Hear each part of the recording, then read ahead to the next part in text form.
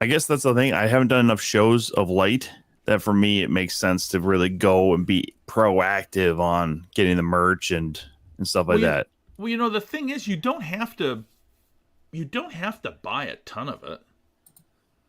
Oh yeah, I mean, the the stuff that I get, you know, like I get these magnets, right? These little ones, they have them on deal all the time. 50 for like yeah. $20. And so anytime I get an email from them about it, I just order another chunk of them.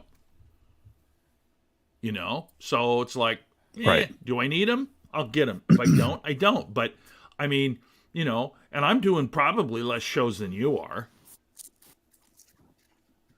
Because I'm not. I'm only doing. Honestly, oh, I was just gonna say, yeah. I mean, I wish I was doing more shows, and everybody who I work with is always like, "Oh, you gotta let us know. You gotta let us know." I'm like, yes and no. Like, Yeah. and that was the thing. Like, so after the show and finally getting paid today, Jared's like, "Oh yeah, I saw you saw February 3rd in Chippewa Falls." I'm like, "Yeah, yeah." He's like, "You still available?" I'm like, "Yeah, of course." I'm not. It's like, Yeah. I don't send those over and think to myself, "Oh, I'm just gonna, whatever comes up first." Like, no, I want to hear back from you first. Like, I'll give you a Yeah. couple of like weeks or whatever, but It's like you pencil it in, right? yeah. I I mean, mean, that's and what that's the whole I thing. mean. Chippewa Falls isn't bad. Like, if you get here in you can get there and back. It just happens to be it's February, so it's like, how's the weather looking and stuff. But the first time I Yeah. did that show with Dan Bublitz, and I drove out there and it's fine. But then, like, once I got to Chippewa Falls, it started to snow, and then coming back, actually, it all started to freeze. I'm like, well, that's what you do. That's the gig. Yeah. That's the thing. I mean, I just always feel like if I go slow, I'll be fine, typically. But Right. it's most of the time, it's not. Most of the time, it's, hey, Tina, how are you? Most of the time, it's not you have to worry about, it's the other idiots, Well, you yeah, know? that's 100% So, correct. Because I mean, yeah, I don't know if you and remember this. honestly, Go ahead. you go ahead. I was going to say, I don't know if you remember years before the pandemic, I was working with Don Reese. We were doing that Johnny's over in River Falls. And Mm. Mark Nussbaum was going to be the MC. So I picked Mark up, but it was that was the day it was snowing, like snowed like 23 inches or some shit, right? Right. And so I told Mark, I says, I have no idea what the roads are like. I'm going to pick you up. When can I pick you up? And so I drove up, picked him up at noon, and we got there at like 3. And the thing is, I mean, from the cities to River Falls should be like 45 minutes, right? And um oh, this is a great question. I'm seeing so much stuff on social media about Punk being the devil. I got to tell you, if that really happens, I'm going to be my mind will be blown.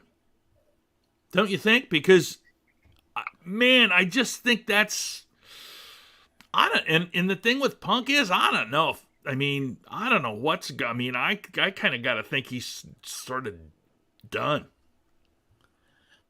Well, I mean, if he ends up being the devil, it's a grand maneuver to bring him back in that way, where he's not necessarily stealing MJF's gimmick, but trying to do him harm through that gimmick. So, yeah, very good question there from Rome to Yo Dome Gaming.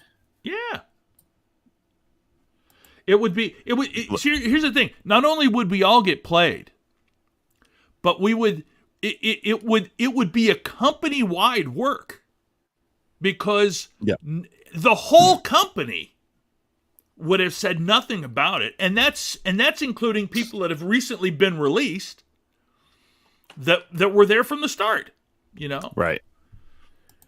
Well, and Yes, Tim Nella. again, My God, I what think a this might be the only way you can actually bring him back. yeah, absolutely. Dan thinks it's So, Jack But, Perry. That's not a but bad thought. how many chances can one guy get? Yeah, I think he's done. well, I don't know how many did Hogan get. Yeah, know? but I don't think Punk was ever on Hogan's level. Yeah. No, you're right. But You know what I mean, though? Like, I think I think people are sick of his shit. Like, even Dana White was like, yeah, he can't come back here. We're done with him, too. Like, fuck that guy. Yeah. No one... Well, the other thing, too, is it's just like, dude, you had all that shit in WWE. You came in, everybody thought you were cool. Like, hey, the cool old guy's back. He's not rebelling anymore. Mm-hmm. And it took like 3 months, 4 months. Yeah.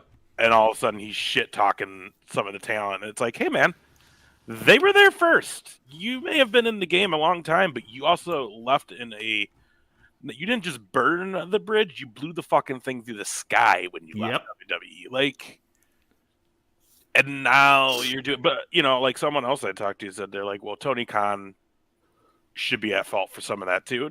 100%. They shouldn't have dealt with it like they did. But we've been saying that Tony Khan isn't running a tight ship there. So it is what it is. Well, I'll tell you what. We have Tim Nella with us right now. He's going to tell us about his professional wrestling debut right after we start the show. Welcome to the show. Let's see what has been happening in the wrestling world. Welcome to the show, where comedy meets wrestling by fans for fans. The Two Counts, always the best guests in Midwest. The Two Counts, wait time guaranteed because we're the best of the best. Meet Biggs and JR, Top Shelf Tommy, we're about to start. Welcome to the Two Counts. It's time to dig deep into the wrestling world. Welcome to the Two Counts, where comedy meets wrestling by fans for fans. The Two Counts. The Two Count. The Two Count. Where comedy meets wrestling. Please comment, share, like, and start a hype train for God's sakes. And now, here are the hosts of The Two Count. Comedian John Russell, wrestling broadcaster Big Ace, and everybody's favorite heel, Top Shelf Tommy.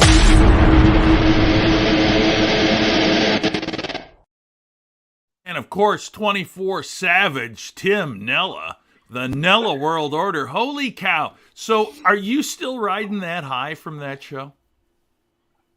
Yeah. I can't even lie. Yeah.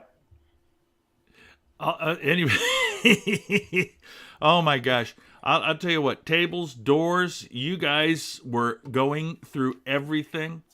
Man, and I told you after the show, I was living vicariously through you. It was fantastic. Here we go.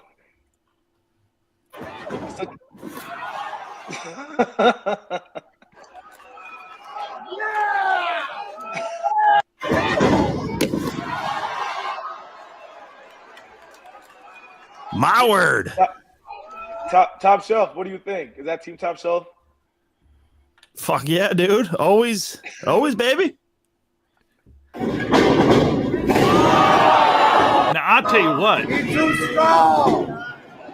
When you went through that door there, I was like, "Oh my God, that's way up compared to you went way up high on that door and still blasted right through. I mean, you guys just tore the house down." Hey, like I told them before we got out there, I was like, if I'm gonna do this, I wouldn't want to do it with anybody else but those three. I mean, I really feel like everybody from top to bottom put on a show. It was, man, that was amazing. I mean, all I've been hearing since then is when's the next show? When's the next show? I mean, I'm talking. I had a guy earlier called me. He's in his early 50s, and he goes, Nella, I've never been to anything like that before. I've never been to a wrestling event. I was a fan when I was younger, but he goes, what happened on Saturday night? Like, I'm looking forward to the next one. I mean, I'm dialed in. And so, I mean, but I'm hearing that from so many different people, though. I mean, even the after party afterwards, the amount of people that were talking about it. But this morning I went to the gym, and there was a guy that I see every morning. I don't really talk too much at the gym unless you talk to me. I'm just trying to be dialed in. It was the first time I've seen the guy for probably 5+ years. And I actually introduced myself on Saturday because he had brought I believe it was his son to the show. But he stopped me this morning when he got there. And he's like, man, it was Friday night. I was sitting there trying to think what to do in Rochester. I seen this popped up. And he's like, it was the best $10 I've ever spent in my entire life, you know? And the young kid that was with him, I believe it was his son. I met him before the show started. And then he said he loved it. And it was pure entertainment. You know, I mean, I think people didn't expect what they expected because like even like the opening match, I mean, just these guys and gals are amazing, man. Oh, I mean, yeah. like, I mean, if they come back, if they come back to Rochester, I mean, they have legitimate fans. I mean, like, I know we were talking who's big guy, Solomon. Yeah. He was asking me for advice in the back about like, he's like, hey man, so like what's I don't know nothing about Rochester. I'm thinking he's a heel, right? Because I was on the show last week and I was like, if I see this guy, I'm not joking. I said, if I see this guy, I'm steering clear, or I'm going to figure out a way just to befriend him. I said that, right? And so he approached me, and I'm over here trying to tell him like, well, talk shit about Marcus Sherrills. Go ahead, you can talk shit about me. And he's like, no, I'm a face. And I'm like, oh. And at that point, I was just like, I was ready to hug him. You know what I mean? Because I was like, hey, dude, I need you on my side. But he went out there, he cut a promo, and they put on a hell of a match. I mean, man, I'm still, yeah. I mean, even those spears and everything that happened in the match, and the curveball with the Sweet Caroline, nobody's seen that coming. Yeah. You know, I put a little teaser on my Instagram before we went out there for my gym walk. I had Sweet Caroline, but nobody's seen that coming. And whether it was Ugly, whether it was Max Chill, whether it was Gable, I mean, man, Gable, yeah, man, he's me and him, like, cause when I met him in Waterloo for the Absolute one, we connected and we chatted, and these guys are solid, man. It was a good group of people. I kind of fanboyed around Darren Corbin. You know what I mean? I really did. I one thing I'm actually upset about is I didn't get any merchandise. I wanted to get some merch from him, but nah, man, it was. I wish Top Shelf would have been there, Team Top Shelf, but it was. I seen you at the after party though briefly. At that point, all your boy wanted was some food and some drinks because like I didn't eat nothing all day. But I'll let Ace speak on this one, and even you, JR, because you were asking me if I was nervous before the show started. Yeah. And I was like, fuck yeah. And then Ace will speak right here because me and Ace have done a podcast together, done over 150 probably episodes together. He's seen me at homecoming rallies. The list goes on. But I think that might have been the first night ever, and you can go ahead and speak on it, where you probably were like, dude, I've never seen Nella this nervous. I mean, like, it got to a point where, like, he had to grab me and just like, dude, it's you. Like, what do you – and I was – man, I don't know what got into me. I was beyond nervous that night. Right, Ace? You seen it, right? Yeah, you said it. When you said it, that's where I knew you were, because you don't usually, like, you're like, I'm ready. You were like, dude, I'm more nervous for this than I was even for the play. Like, do you think it was the fact that in that scenario you're responsible for the safety of 3 other guys as well? I mean, does that have some bearing? I mean, it's all of that pressure, I think, the fact that you were so involved in putting the show on and getting the sponsors and really promoting it. I mean, there was a lot of weight on your back. Well, yeah, that, and then also just the fact that, like, because I'm peeping the other matches. You know, I'm watching the matches, and I'm in the back, and people are sending me videos of the matches, so I'm seeing this stuff, and I'm going, like, these guys and gals are beyond legit. Like, you know, everybody is putting on a show, and then you think about it, you're a co-main event, right?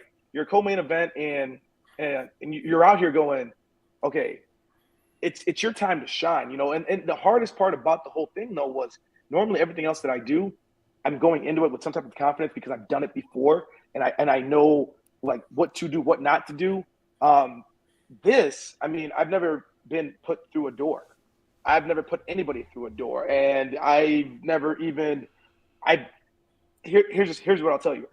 I literally, because Ace is gonna hate this, but I'm such a big Roman Reigns Tribal Chief fan. I stole his whole shtick. I stole it all. From the cargo pants to I had the white. So everybody's asking about the Michael Jackson white glove. Yeah, that was my Tribal Chief because he wears the red glove or the gold one. So I did the white one, and so I was trying to put in a little bit of him, but then also my football background, and even when the spear, I didn't even know I was capable of even doing that, you know. And then, like you said, and then return the favor when he had speared me.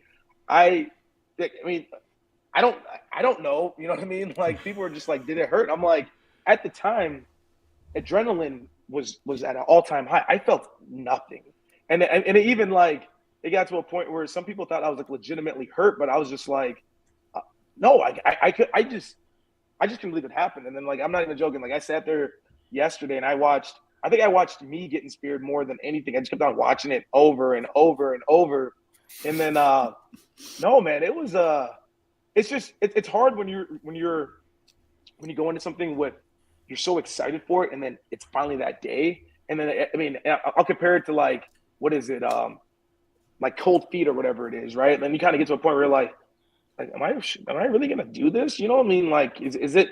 Am I gonna be this runaway bride right now? Am I gonna go ahead and run away from the altar like right before we say I do, or am I just gonna go out there and just do what I do? And it was fun, man. I'm sorry. Well, That's why you're on Team Top Shelf right there, my friend. You go out and you do. As long as I've known you, you've never been that runaway bride. You always do what you do. That's your post on Facebook today about the list of things that you've accomplished. I love it. I absolutely love it.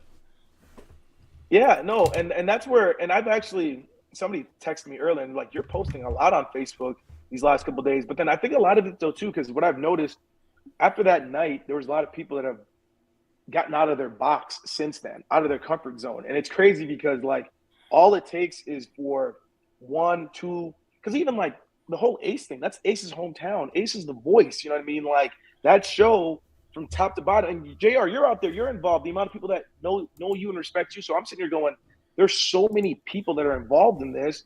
And you want to be a showstopper. But you don't want to be the person that stops the show. You don't want to be the person that ruins the show, you know? So then you get to a point where you realize, like, that's the thing where you start, it's not about you.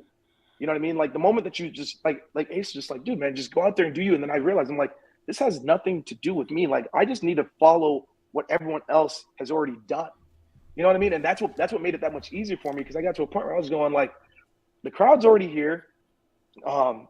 The performer's already performing, the announcer already announcing, the list goes on. The amount, the videographers, the photographers. That's where I'm going. Hold on. At this point now, everybody's doing their part. They're nervous. You just got to do your part. Like you just focus on your part, and everything else clicks. I'm sorry, guys. I'm forgetting. I'm still excited. Like, but you should be. You should be. That was probably one of the coolest things that I've seen happen in Rochester. And of course, I haven't lived in Rochester since 2011, but way cool. I would put that on par, honestly, with when Hannibal Buress came down to Goonies in the old downtown location before it closed. Oh, wow. It was full of people. Yeah. They were loving it. But this was cooler because it was a lot of people that I know personally. I didn't know Hannibal Buress personally. It was cool that it was a nice event for the comedy club, but I know so many people that are involved in this show, and it was just so cool to see the whole thing come to fruition, and I dare say exceeded expectations for everybody. Not only you guys putting the show on, but the audience and fans as well. Well, and you're getting compliments here too. You know, Mouse chiming in here. Tim, you killed it. There you go. Other boss man, better boss man, if you will, chiming in there. Yeah, shout out to Malice, man. So- Malice, a real one.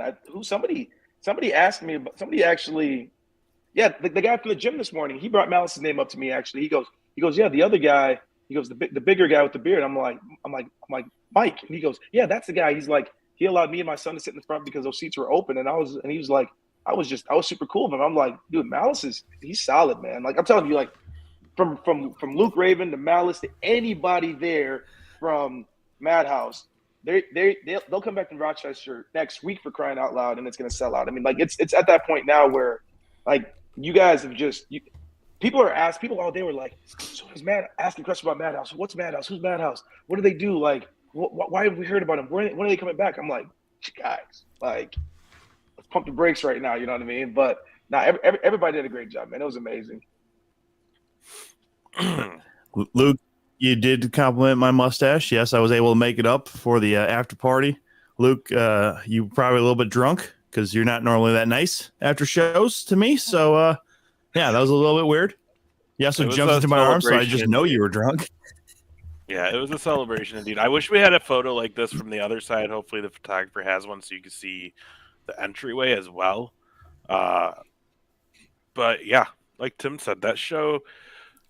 So first of all, like Luke and Mike are kind of even like entertain the idea of leaving Iowa because that's, the only place that they've been doing. And it's hard to leave state. It's hard to hop a state. So, yeah, I think with those two and then having me and Timmy helping them on the ground here in Rochester, yeah, it went way better. I told JR that night. I was like, I knew it was going to be good. Like, I didn't think we would fail. There was just too much buzz around it, but I mean, we filled it. So that was a lot better than I thought. I mean, we basically were like standing room. I mean, there was very few seating open. Well, Ace, how about you? Were you nervous to do that in your hometown? I think like just initially coming out, that initial nerve, just like, right before you're about to start your set, or like Tom, right before the show starts and you're actually recording your commentary and you're on, right before you have to be on. Yeah. Because everybody there knows me, but they don't know me in this world. Yeah, right. I mean, it's a different Ace, it's a different Dave. You know what I mean? Obviously. The only thing that sucked for me though is I was like sick for 3 weeks going into this. I was feeling okay at it, and now I'm just dead again. Like a fucking dead again. But dude, I mean, like I was very overwhelmed by just the amount of people. That was because that's JR, Tommy, I don't know how much you know about it. You may know some from coming to Goonies, and Tim, you definitely know, but like this town is such a hard fucking sell on anything that comes here. It's a hard sell. And then the stupidest shit that'll come here will sell out. And it's like, why? And then like things that it's like should have people. It's like, oh, we didn't know. Or that we didn't know, just no one shows. So it's like, and in all reality, the comedy club is up and going. Shout out to Goonies. They were up and going. So I mean that's another option on Saturday night. There is some international musician playing at the Civic Theater just a couple blocks away. That's another option for entertainment that same night. But we didn't struggle at all. Like that was the cool thing. I think, and this is just me talking, and I think one of the greatest things that happened was the folks at Town Square Media, which is KROC and all those guys, right? Put you on and did a write-up on all their websites, right? And then KTTC and Cammie put you guys on Midwest Access, and those are things that in other markets, other promotions, they don't have the connections that you guys do to get that done. And so that's a gigantic plus for you to put on shows in Rochester, in my opinion. Yeah, and then like on top of that, Luke's sending me something. We had some Mal really said great. standing room only as well, so Yeah. that's huge. Yeah. Oh, it's Tim. It's happy. But JR, you're probably right. You gotta, Because, having Luke, those. you gotta send me that on Messenger because it's easier for me to get it into the thing in here on the computer. Yeah, but we had great sponsors too. So like Glinners Yep. hosted our after party, but they also gave us the. I will, Luke, but you got to send it on Facebook, not Messenger, not text. They gave us their ad space on Laser that weekend. Oh, they did. Yeah. Oh my God. So Thursday, Friday, Saturday. Oh, that's right. And you were on with Big Mark too, weren't you? Well, the advertising was recorded with Big Mark. So that was playing all weekend. So I mean that, and now now there's interest. Yeah. That opened doors. Everything really ended up opening doors. So, yeah, I talked to Luke earlier today, and me, him, Mike, and I'm sure Tim will sit down and kind of be like, okay, how do we do this again? Because now that we know it can happen here and that this can be a market in a wrestling town, how do we keep it going before anybody else figures it out? Yeah, I'm curious from Malice or Luke if you have noticed any increase in your IWTV subscriptions or use of your password after that show. Just, I mean, you may or may not know, you may or may not even thought to look at it, but I would be curious to see if that has had an increase as well. I'd be more curious to see what the increase on like follows or likes on social media were from there. Well, that too. We didn't. I only said IWTV a couple times that night. I probably could have hit that harder.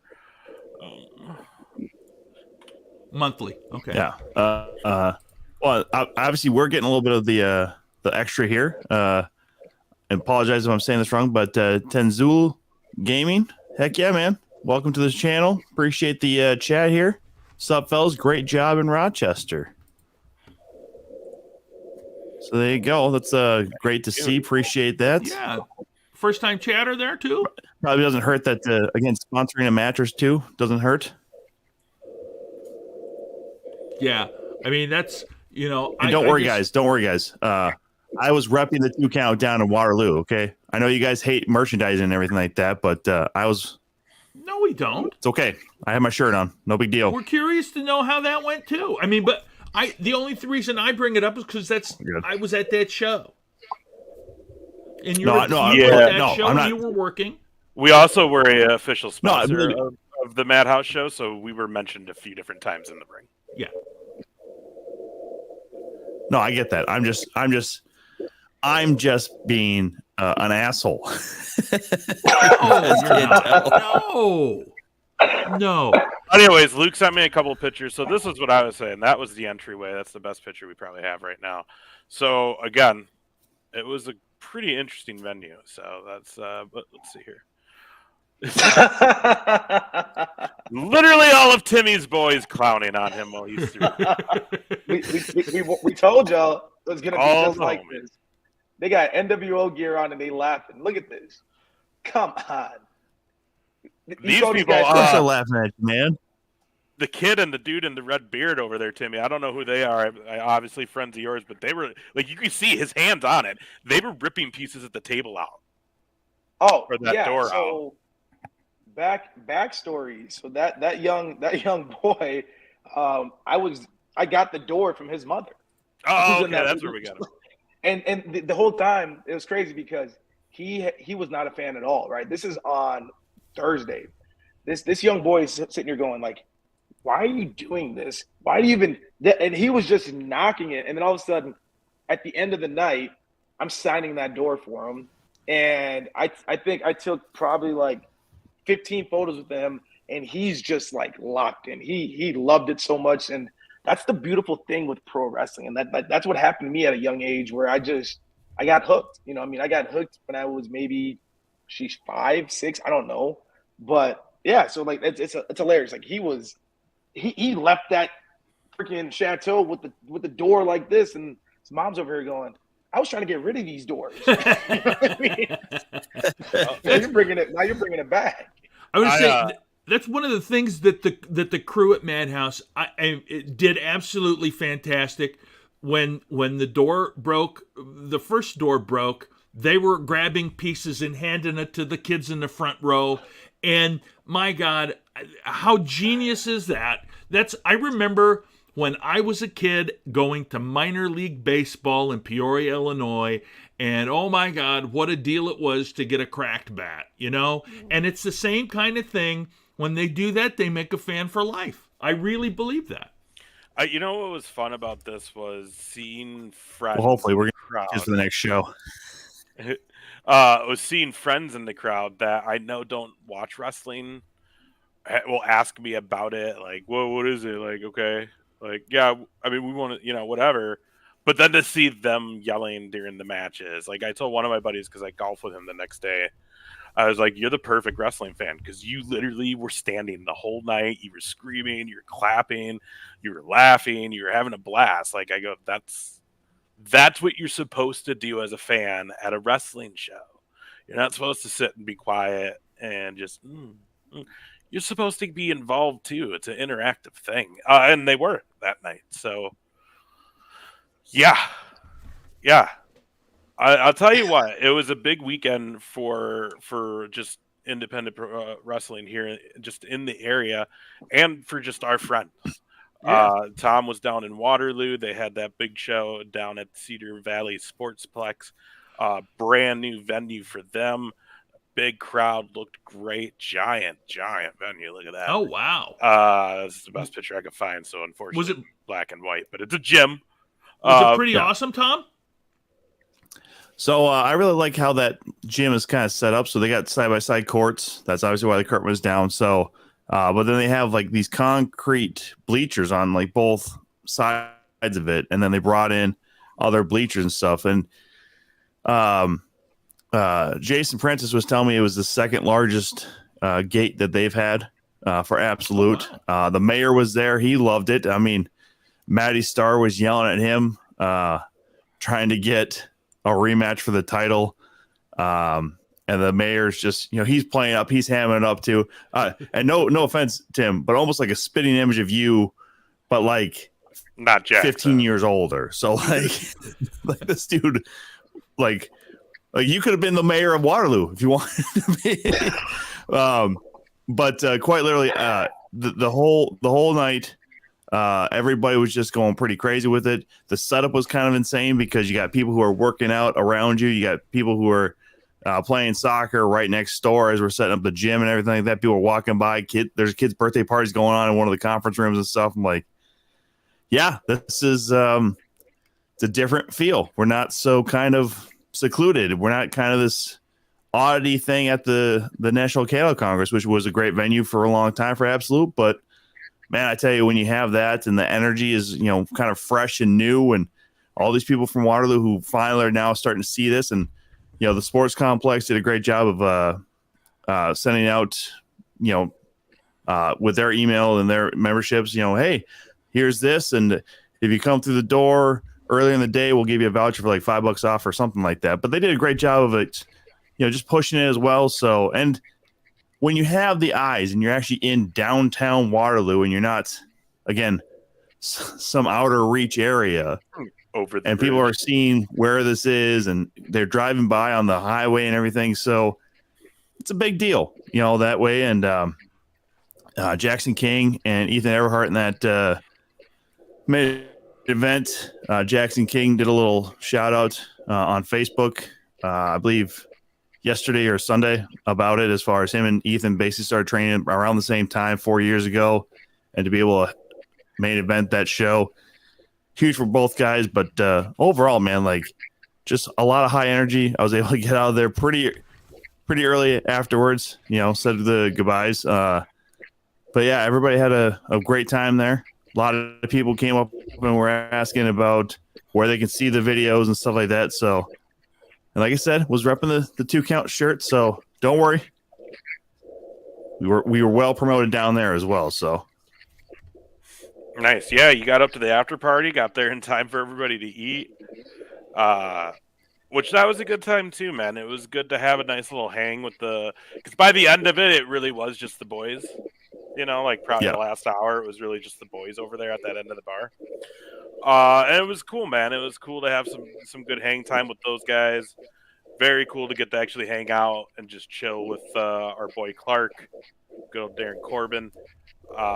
Both of them gonna come back on the show very, very soon. And it was, dude, huge pleasure working with Darren Corbin.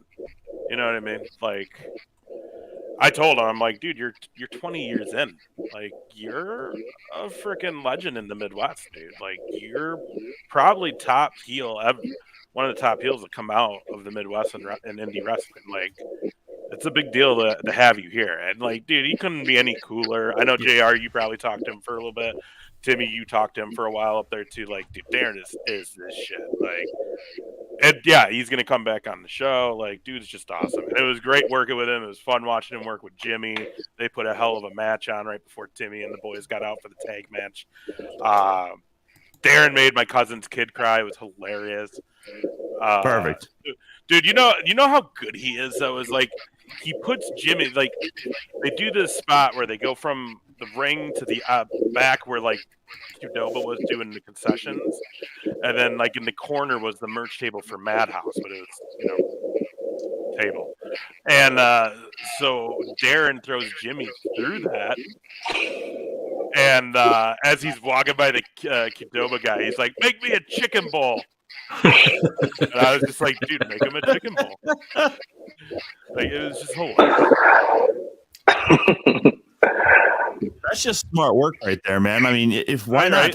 If I'm beating down a guy and I'm walking by a food stand, hey, give me a taco or two or whatever. I don't know. Yeah, that's good stuff, man. Oh, he was great, dude. He did the whole bit of, like, he took my mic before the match after I did their introductions and did the whole, so there's no rules, right? So I can, like, hit you with a chair or hit you with this, and then he's like, or, like, even hit you with this microphone. He just smokes Jimmy with the mic, and then he just hands it back to me like, here you go. Yeah, that was awesome. And I don't know who threw it, but Tommy, you were there in Waterloo when someone threw the mic, and I just caught it as I was leaving the ring. Yep. We had a repeat of that at the show in Rochester. I just don't remember who did it. But someone threw it out. It must have been, I think it was Tupu, actually. I think it was Uncle T. When he was done, he just threw it up. I don't know how, but I somehow caught it midair and just kept going. Mal's confirmed. It was Tupu. Was it? Yeah. They love him. Them kids love, man. They had the hundreds out there. I mean, they loved him. I seen him in so many photos. Those kids were. He put on the show. Everybody put on. It was amazing. It was amazing. Yeah, Tupu was super over here. Yeah. I think I'm one and done though, boys. I don't know. Me and Darren. That's what Darren and I were talking about. I'm like, I'm 35, and he was like, DDP started at 35, and I'm like, Darren, you're not helping me right now. You're not helping me right now. Hey, man. Ken Anderson, he's running a Black Friday sale right now. Ooh, tonight. I seen that. Duh, because you tagged me in it. Mm-hmm. Yeah, I'm thinking. I'm like, these last couple of days it's been a lot. That's why I made that post today too, because I just want to. Because all those things happened within the last 6 months. And so everybody always talks about how they can't do something. Like, legitimately, all those things happened within the last 6 months while going through a divorce. You know what I mean? While having a 2-year-old son. And so, like, it's not bragging. It's just more of it's like, if you want to do something, you just do it. You know, like, the only thing that actually holds anybody back is themselves. You know? So it's just like, so I don't know. I'm sleeping on it again because I'm really strongly considering, because I don't know. I'm gonna stop. I'm having too much fun. I'm just gonna ride the high right now. Well, dude, here's the thing, and this is one of the reasons that we do this show. The similarity between comedy and wrestling is that you do it because you love it. You know, if you reach that pinnacle, if you go higher and higher, it's because you love it. It isn't because of, because we see guys that do this, and I'm sure there are wrestlers that do this, and Malice and Luke can probably say that there are. But ambition sometimes outweighs the talent, and absolutely, it certainly is. But it's True. it's the same kind of thing. You do it because you love it, and you succeed at it and excel at it because you love it, not because you know just have the ambition and desire. You have to do the work, obviously. Yeah, it's definitely a passion. It's a passion project. You know what I mean? Absolutely. I wouldn't be traveling around to Iowa all the time in my early 40s to ring announce if it wasn't something that I just genuinely love. You know what I mean? And that's why it's like, yeah, sometimes it sucks. Tom and I sometimes drive to Iowa and we bitch a whole lot about it on the way down about motherfucking this drive again. God damn it. Fucking just put up one billboard, like something. This fuck But then we get to the show. Yeah, 35 and then sucks. then you get to the locker room and you're laughing and having a good time. Then you do the show, and that's the adrenaline and the whole being on. And then the show's done, and it's the cool down with the boys and packing up and shooting the shit. And then it's the ride home. It's that's why we do it. I remember that. That's why we do it. And it's exactly the same thing that you just said when I was doing the open mic down in Rochester and I lived up here. It would be like, fuck, I got to go to the open mic. And I'd drive and I'd get down there and we'd go, hey, I get to do the open mic. And then the show would be over and I'm like, fuck this open mic. But it's the same thing. You do it because you love it. And there's nothing better. There's no greater feeling than, even though you don't want to do it, you know that you do it because you want to do it. Mm-hmm. And that's where I'm at though, because like one of our boys, Storm, calls me up yesterday. He goes, you were just in your element. And then, because the crazy thing about pro wrestling for me is it ties in everything I enjoy doing. Like, because I'm a speaker and I enjoy speaking and I enjoy like putting smiles on people's faces, entertaining. But then I train 7 days a week, right? So it's like all these things just tie in together where they're like, this is you. You know what I mean? Like when the crowd is got their arms up and we're out there, like Ace watched it. Ace is right there in the ring, just like, yep, he's just a kid in a candy store right now because this is everything he loves. Like he loves just putting smiles on people's faces. The kids aspect of it, like that's always number one. You know what I mean? Just because, like, as crazy as it sounds, the kids that are in attendance, when they see us and we're doing that stuff, it gives them hope. You know what I mean? Because like we always see the avenues of just like whether it's like drug dealing or crime, and like when you see this, you're like, this gives you hope. Like, hey, you know what? Like I can actually do this when I'm older, or I can do that, and like it's just. There was so much good things happening at one show. And I'm just like, so like everything is telling me to do this. Like why? But then the age thing is the big thing that always comes in. But then my other boy, Alex Vidal down in Texas, he's like, bro, you look like you're 20.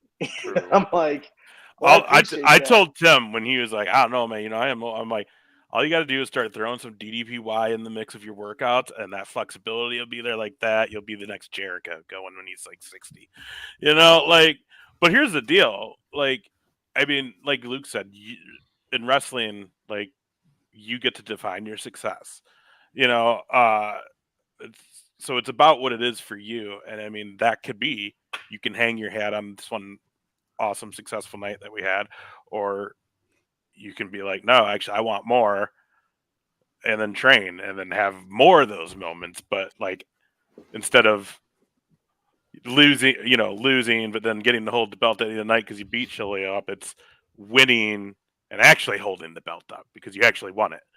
So it's kind of like, where do you see it going? You know what I mean? But like, it's a commitment. Knows me. But it's a commitment, though. It is, and that's the hard part about the training. It is. So, but the nice thing is, if you do decide to do it, you are a short distance away to a school that's going to be pretty reputable, and you do have some avenues with some places in Iowa now.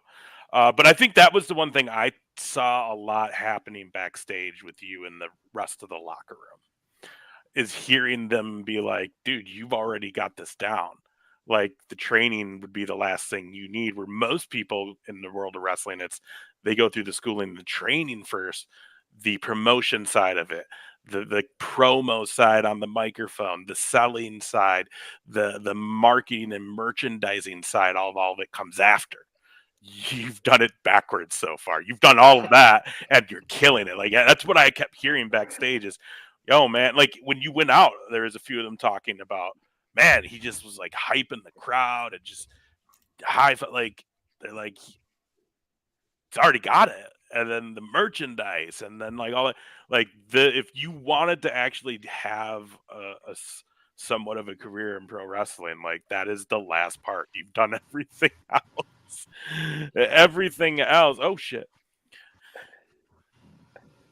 Yeah, how much did you lose from that match? Man, you know what? The Luke crew, that they were so concerned for me. Like I met them at the end of the match, and they were just like, we wanted to like give you like some water or like something to eat. Like, yeah, I was sweating bullets out there. I mean, yeah, I easily lose a lot of weight, Luke. So I mean, I don't know. I should have stepped on the scale and seen it, but it was definitely a workout. I was not expecting it to be like that, but it was definitely a workout. Mike was like, is he supposed to sweat that much? I was like, I don't know. I had never seen him sweat that much myself, but I don't know. Someone else we can ask some similar stuff about this too. Is our second guest tonight. Wrestling Cardio is just different. And Tommy, you got to work with him. We were just talking about it. That show down in Waterloo, Iowa, the Absolute Pro Wrestling, brand new venue at the Sportsplex, looking all kinds of awesome. Mr. Alvin Falcone joining us. Hey. Here, we'll do it this What's way. up, fellas? There we go. Yay! I'm the top There he shelf. is. Come on now. Yeah. That's how it looks. No, he's not already poisoned your mind with that crap, has he? I don't know. We're still working on it. Easy, JR. There's no poison involved. Alvin just knows a good thing when he sees it. That's right. That's right. All right. Dude, how's it going? First of all, welcome to the show. It's going, man. I apologize for being late. Work got in the way, so I had to speed back home. So thanks for having me on. Well, thanks for still hopping on. No worries. We also have our friend Tim on. You met Tim, I believe, at Waterloo not so back. We were just kind of talking, recapping, because Tim just had his first match, that debut match that they were getting ready for down there this past weekend. And so now the debate in his mind is, do I go through training and keep it going? Well, Tim, I got to hear it from the mouth. I got to hear it from the horse's mouth. What are you thinking? Well, first off, what's up, man? It's been a while. How you been? Good. I'm feeling great. Yeah. You and I met you because we met in Waterloo last month, and like I was just like, this dude is solid, and I know about you. I know the crew, so it's good seeing you again. But I think the biggest thing now is just my age. I'm just concerned about my age. I'm 35. That's my concern, because I know you're under. You're 22, 21, 23. 20. Okay, sheesh, 23 versus 35. but if I would have listened to Ace back when I was 27, it'd have been a different conversation. But you know what I mean. So then now 27, I was saying was too old. Now I'm saying 35 is. So then all of a sudden, it's a matter of I better do it now before I'm 45 and having the same conversation. Yep. I hear you. I think I view it as a sense of like, okay, if you've enjoyed wrestling for your entire life and this opportunity has literally landed in your lap, you're an idiot to not take the opportunity of it. So like, I mean, it was the same way for me. I mean, I started wrestling when I was 19, and I was like, oh, it'd be really cool to do it. And then my buddy was like, hey, this opportunity literally fell in my lap and I had nothing else to do. So I'm like, okay, I'd kind of be an idiot if I didn't go through with this right now. So I think if you go through with it, I mean, based off the conversation I had with you back in Waterloo, you're a person that you're an all or nothing type of guy. So if you're going to do it, you're going to go all in. And then when you know it's not, it's time to peel back, you have no problem peeling back. So, I mean, I think you should do it. Well, we're going to see. The academy's not too far away. So, let me ask you this, Alvin. Before the training came for you, where did the love of pro wrestling come for you? What was that first moment you remember where you're like, I love this thing? Yeah. It's kind of like meshed into one memory. I remember, oh man, it was early to mid 2000s, so I was around 5 or 6. And it was when SmackDown was on, I think it was on like midnight at some really weird channel. And my mom was like, "Hey, do you want to watch this?" And I was like, "Sure." And the first thing I ever saw involving wrestling was the entrance of The Undertaker. And I remember being absolutely mortified that something like this man really existed. And ever since then, I was hooked. I was like, okay, I've got to understand who these people are, what it is, why it is. And it's been on since then. I've fallen off a little bit with high school and my school years, just not being able to keep up with it, but through social media and whatnot. But once I started training, I was like, I'm back in. I'm full bore on this thing. I think we all go through a moment where we kind of like, we're just taking a break. Me and wrestling's taking a break. But it's funny. That's very similar to me, except it was Papa Shango that I was like, this guy is scaring the shit out of me. Yeah. It was, if I remember correctly, it was maybe a year and a half, 2 years later when the Boogeyman started showing up. And I remember, like, I heard the chord at the beginning of his music and I was out. Like, I was hiding under blankets, pillows, everything, leave the room, because I was terrified of the Boogeyman. And I still feel like I've had moments where, like, I have opportunities to be by him. And, of course, I was trained by Nick Dinsmore, who was really great friends with him, and tried to set something up where I faced my fears, and I still don't think I can do it.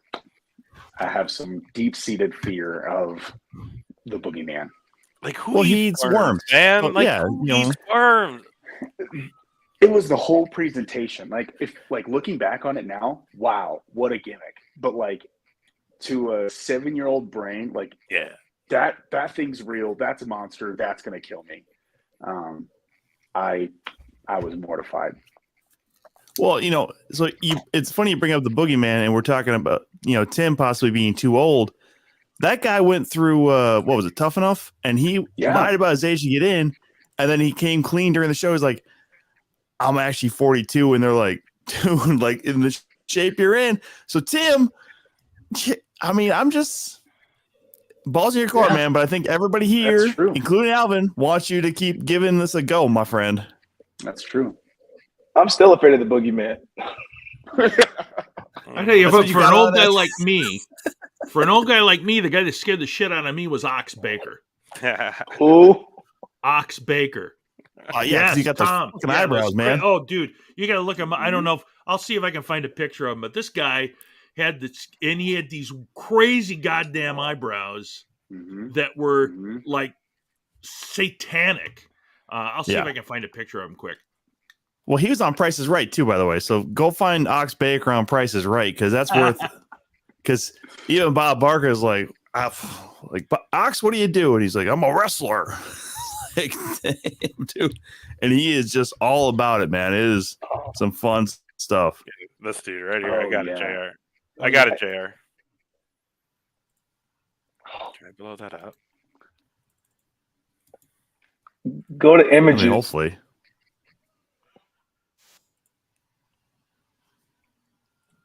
But that guy was, again, scary looking. He didn't even do any kind of face paint or anything like that. He just got those eyebrows that went like straight up from the middle. Just a weird look, and then that goatee as well. I mean, he did look like the great heart puncher. And if I remember correctly, it was he had the heart punch, and he hit Ernie the Big Cat Lad multiple times in the chest, and it scared the shit. And he just would go on, and his promos would be, "I like to hurt people," and it just scared the shit out of me. Anyway. I do have it on the I'm Price just clearing is- my history because I don't want to see that photo of him ever again. I do have it on the Price is Right if you want me to show it. Okay, I will. Jeez. He Let's was really see. on the prices, right? Yep. He was. As what? No, he's just. I mean, he was a contestant. Oh, okay. You got this, JR? Yeah, I'm just yeah. Here we go. This is one of those deep dives that sometimes you get into, Alvin. So sorry about this little. Oh, it's a video. I love this. I love this type of stuff. What is next? Bob, it's going to be Douglas Baker. Come on down. You're the contestant on the Price Look at is Right. You couldn't imagine back in the day seeing this guy daytime television. Douglas. All right. Going God Givens on that one. Douglas, I sure hope you're in a good mood today. Great mood, Bob. What does it say there? Big, mean, and ugly. That's the people that like me. What does it say on your back? My name, Ox. I don't Ox want to get Baker. lost. Ox Baker. Yes, sir. Ox, what do you do? I'm a professional wrestler, sir. I killed you. And you've probably thrown countless guys out of the ring. Ooh, I beat him up, I bet. especially if I don't win. That's what I'm thinking. Bob's like, I'll fuck you up. Dude, that facial hair though, too, man. Oh my gosh, it's on point, man. If you don't win, I want you to pick up the producer and throw him clear through the wall. Okay? Yes. All right, Ox. Then we'll go on. Spay and neuter Here your comes pets. the next item. Okay, enough of that. Oh, Yeah, man. there you go. That's all right. Well, anyways. The deep dives we go down. So the key is facial hair and groom them eyebrows. Be a scary bastard. Well, so like, okay, so God, JR. Alvin, when we you talk about, what made you love wrestling, like what are some of the people that you're kind of looking up to? Have you pulled anything off certain people in coming to your own? Who were those guys that are like the ones you looked up to? Yeah. A huge inspiration for me. I mean, a lot of people for me right now is Randy Orton. I go back and, he's probably my most watched person is Randy. Booker T, of course. A lot of my mannerisms, my charisma is based off of him. If we go a little further back, I try to keep people from like certain eras. Like I have one person per era. Mm-hmm. So like I kind of I consider Randy to be more PG era. I'll take Booker for like ruthless aggression, I guess. Let's see, Attitude Era. You could kind of put it in there, but as a WCW guy, Alex Wright. Oh, really? I love Alex Wright. Oh yes. So it's kind of around that time. Yeah. Golden Era. It bounces back and forth between Mr. Perfect and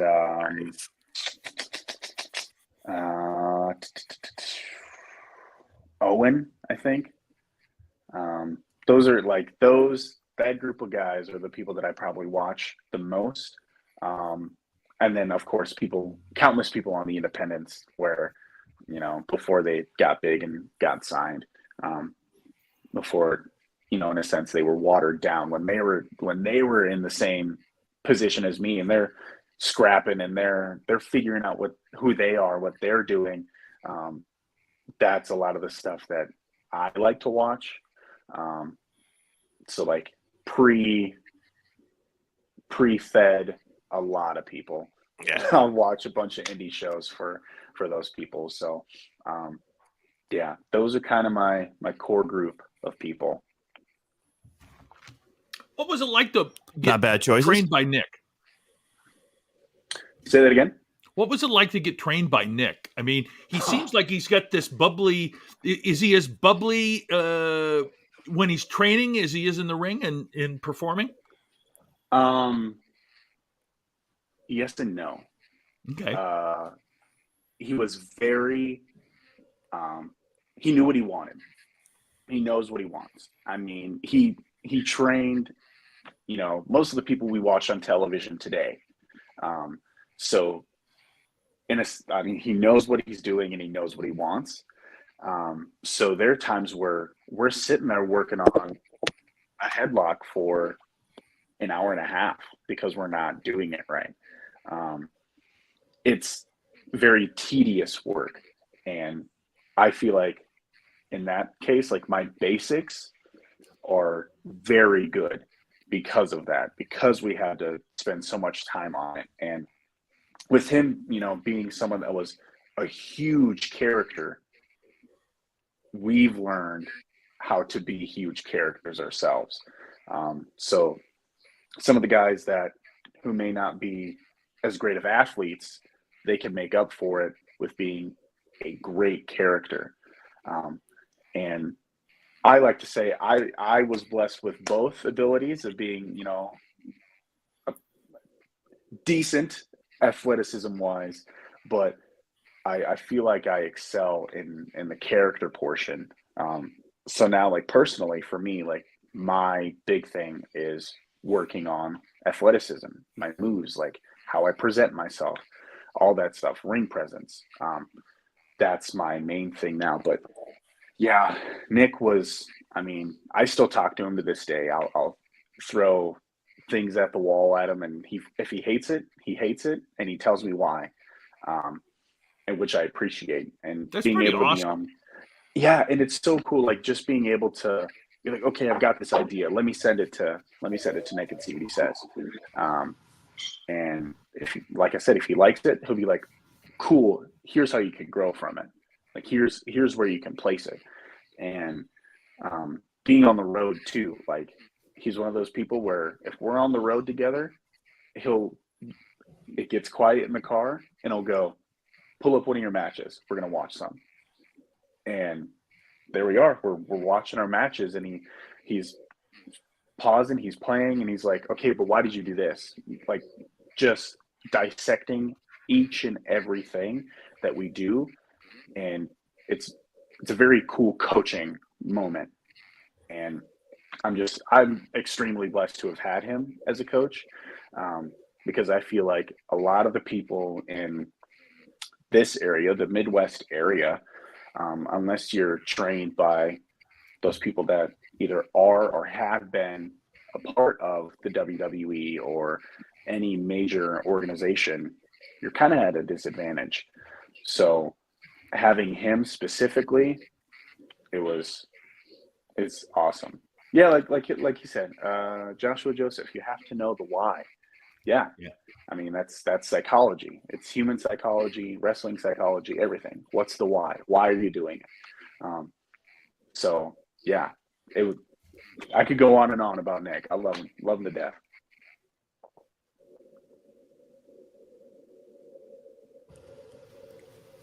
This is what we call an awkward silence. Well, that's great. So obviously, you know, you mentioned you.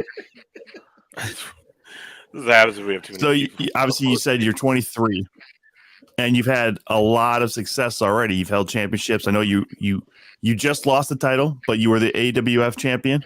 So up here in the cities area in Minnesota. That's bullshit, by the way. Thank you. What piece of crap did you lose it to? He lost to Kyle Pro, man. So Kyle Pro. Okay. Kyle, not so pro. That's what I say. Oh, all right, fair enough. But you know, outside of like, you know, again, we've seen you in Absolute, AWF. What are some of the other places you've been wrestling, and you know, where you want to go And where else do you want to expand to as far as more promotions, other areas of the country and all? Yeah.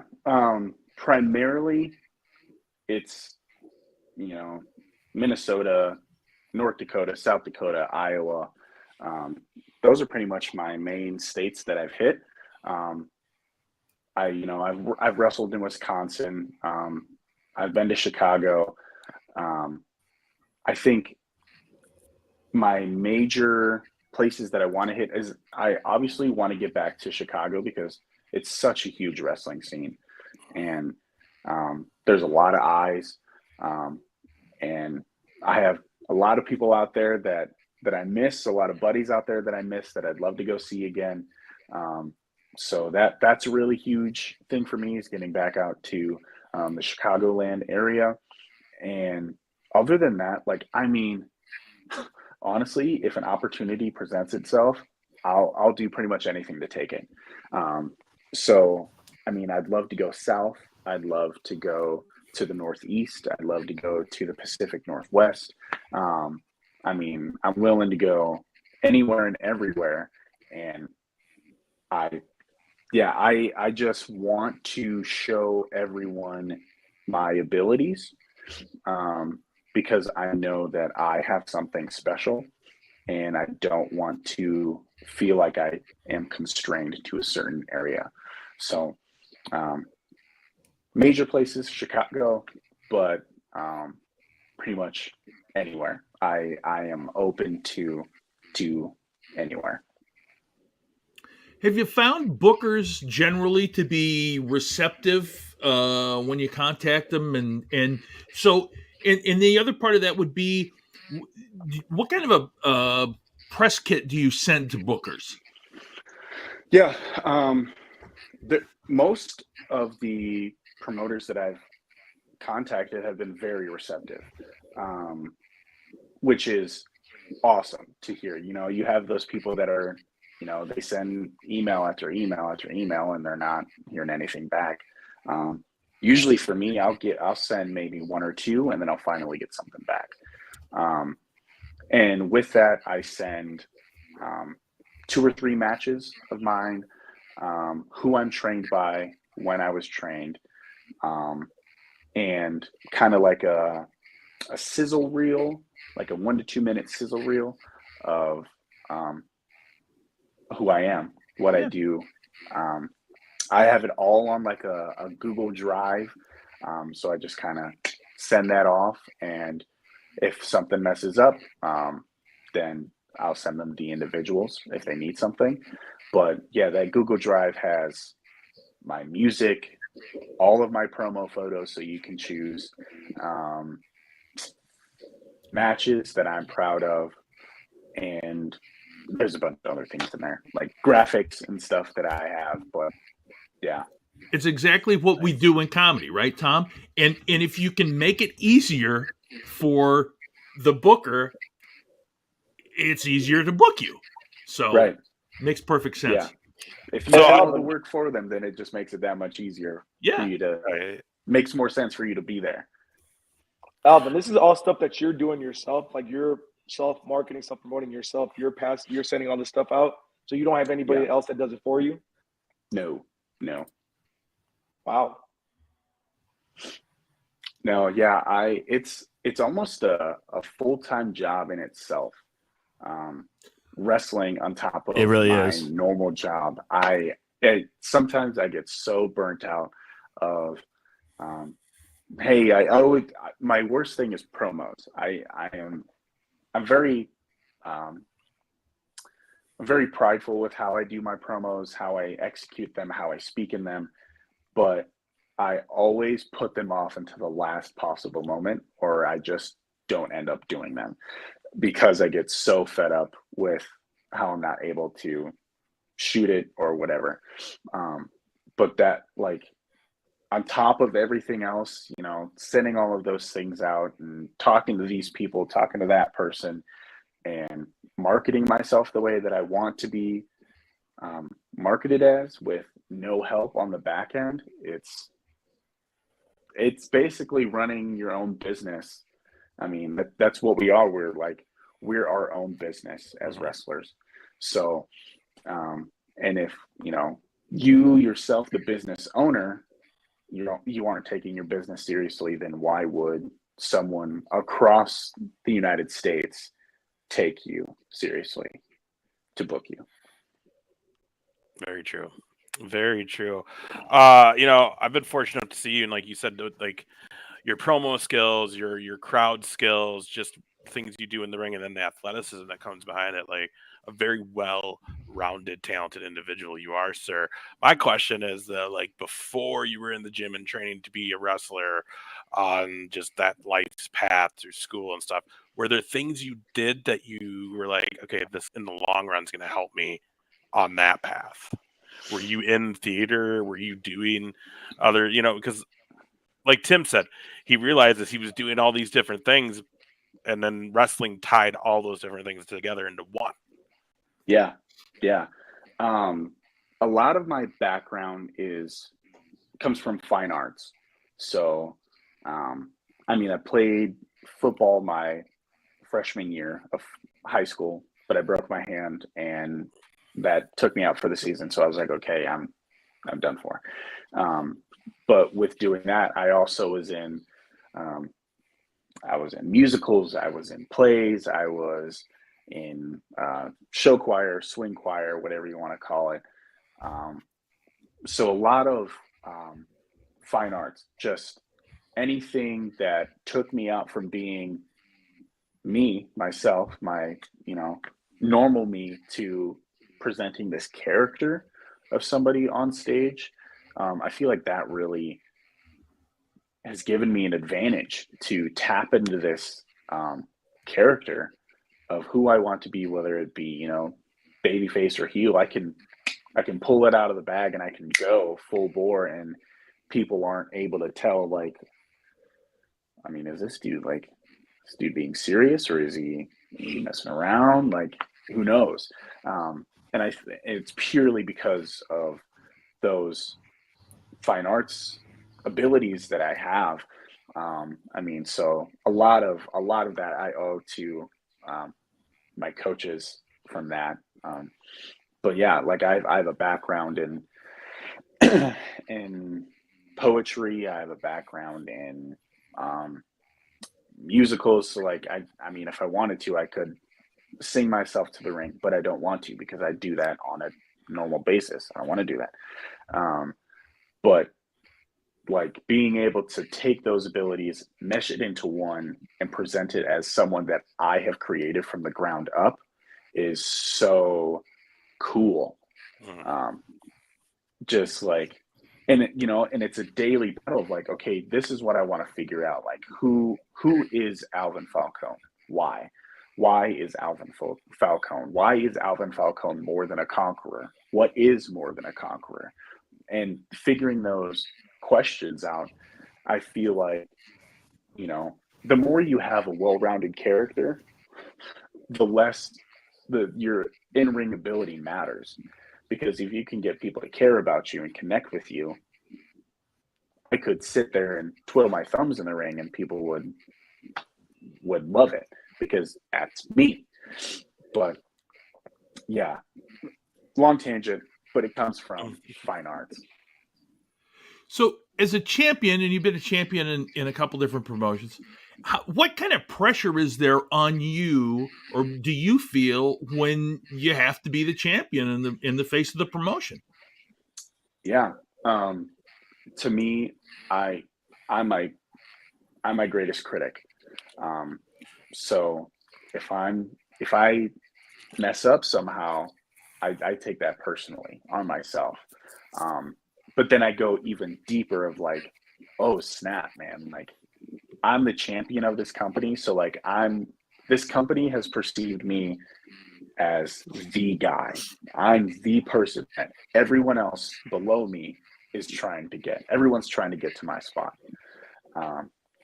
So I take it very personally.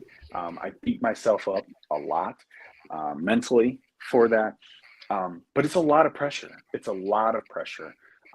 And some people could take it as like, okay, cool, like I'm a champion, but it's to me, it means so much more because, like I said, you're the guy. Like, you're the person that they're putting on social media. They're pushing you. They're promoting all of your stuff. And if you go out there and lay a giant egg, then why? Like, why? Yeah. What? That means, did you do something to get yourself there backstage or whatever? Like, a lot of it can be like, comes down to a lot of people are like, you know, you're a good guy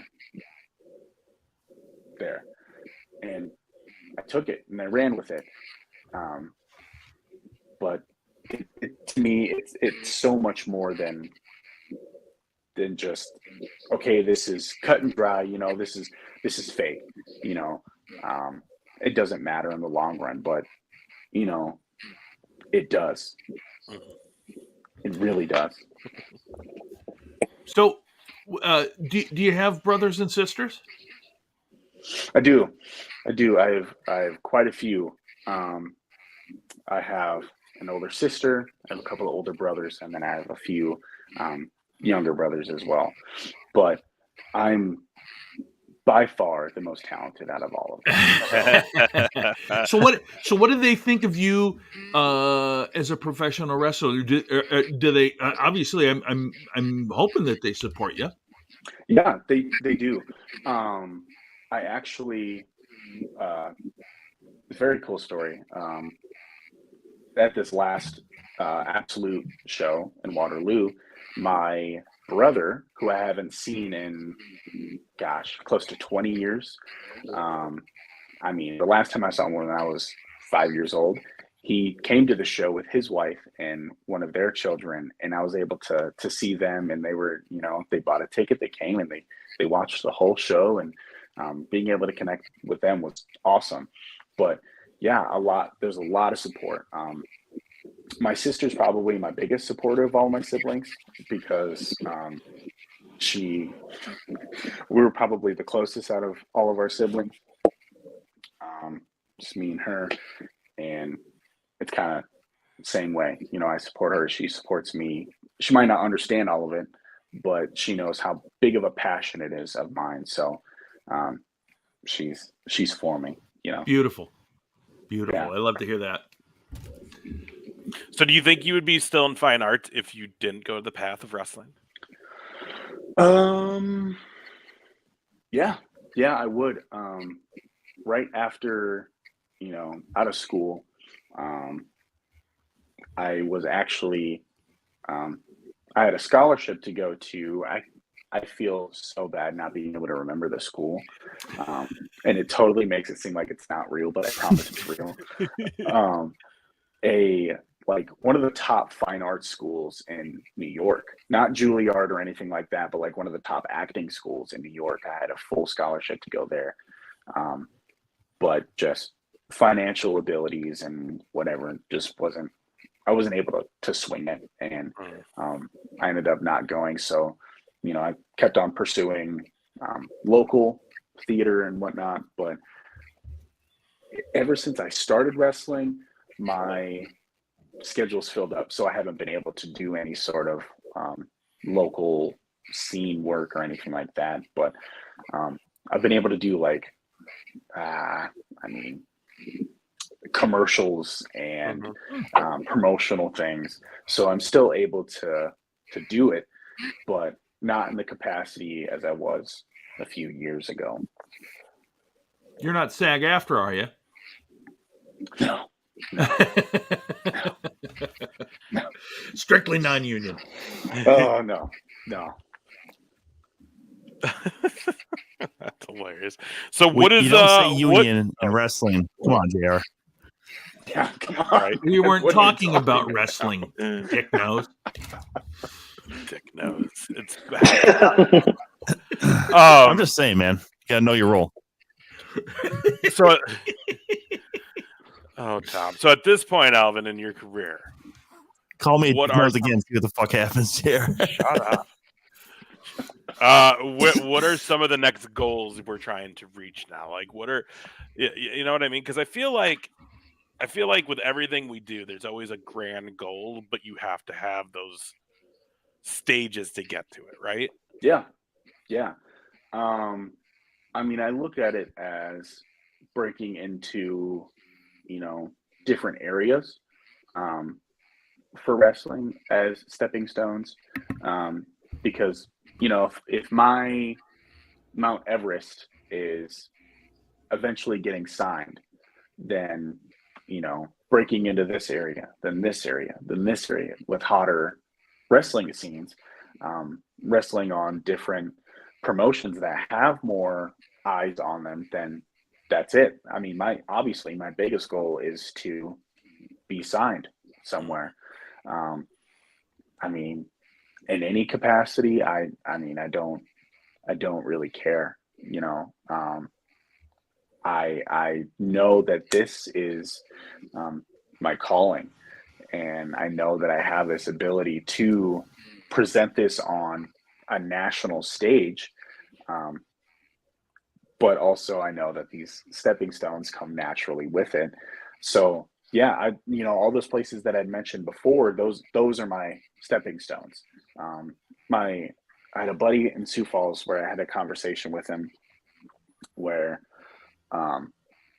in order to get to the top of Mount Everest, you've got to climb smaller mountains to get there. And you can't just look at it like, okay, I'm climbing Mount Everest and I'm at this weird full-on slope. You have to look at it as, okay, I'm climbing this mountain and I'm to the peak of this mountain, but I still see the top of Mount Everest over there. So I'm going to keep climbing and get to this one and keep going.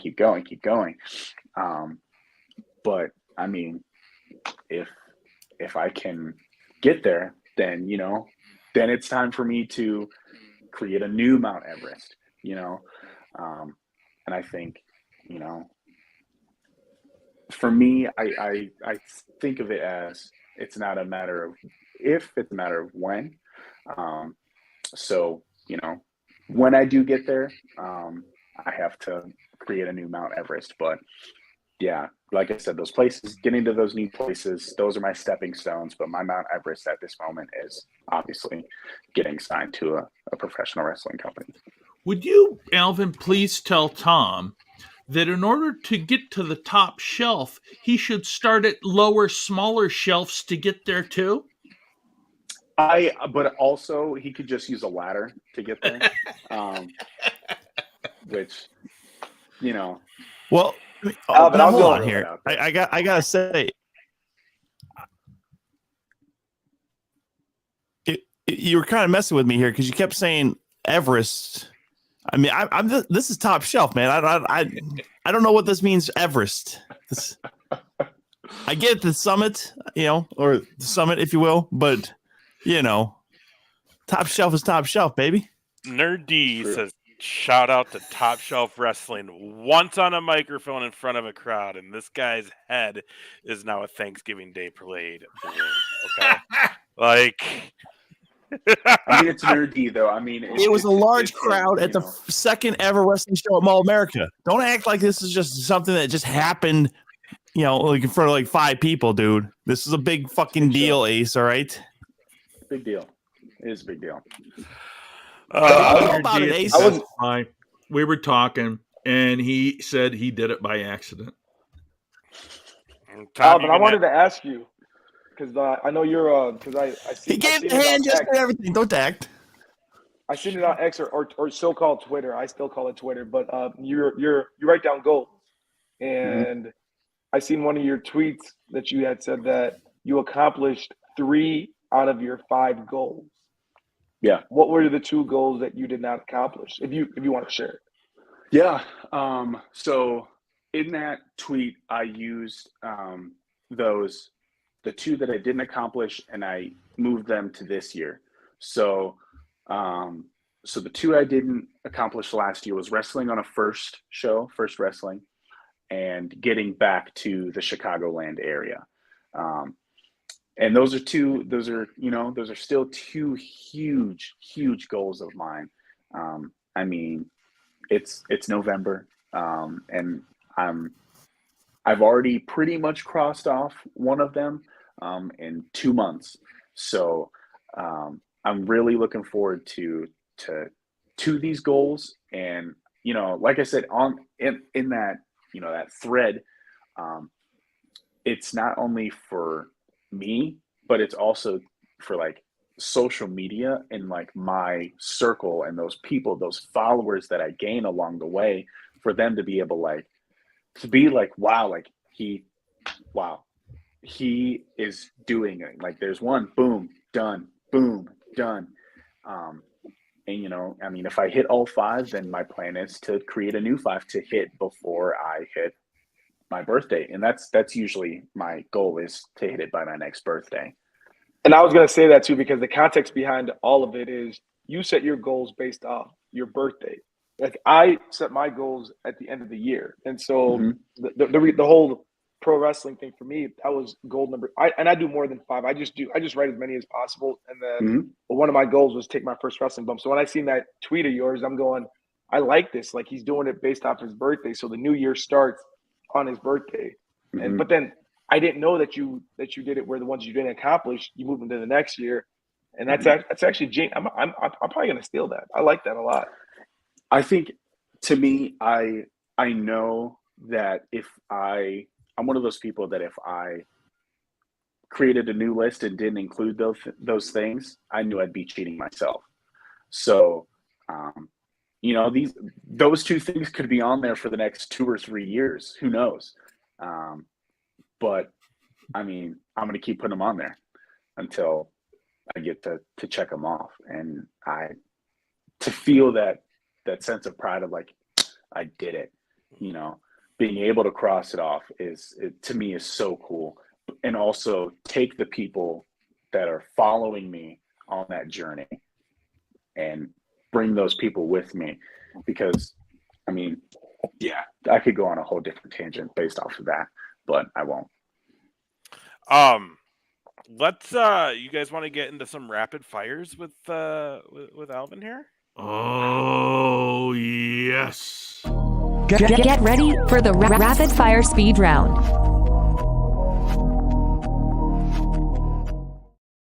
A very expensive intro, by the way, Alvin. That's a neat graphic there. I love it. Yeah, apparently JR spent a lot. So we're going to just do rounds of questions. We always say it's rapid fire. It's about a 50-50 chance it will be rapid fire, or we're just old and like, or we just get stuck on one and start talking about it more. Gotcha. But we're going to just take turns. They may be about wrestling. They may just be about whatever. We'll go Tom, Tim, you're in.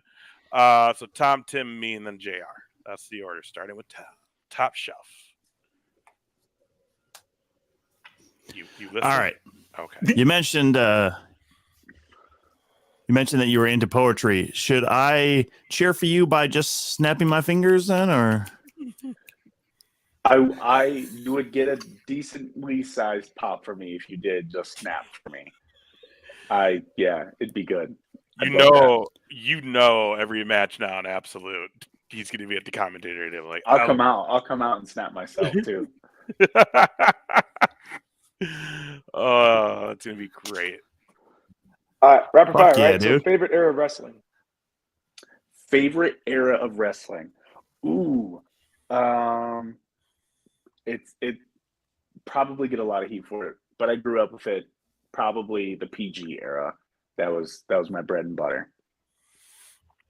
I mean, just because it was PG wasn't horrible wrestling though. Like that's I'll put some parameters on it, like early PG era.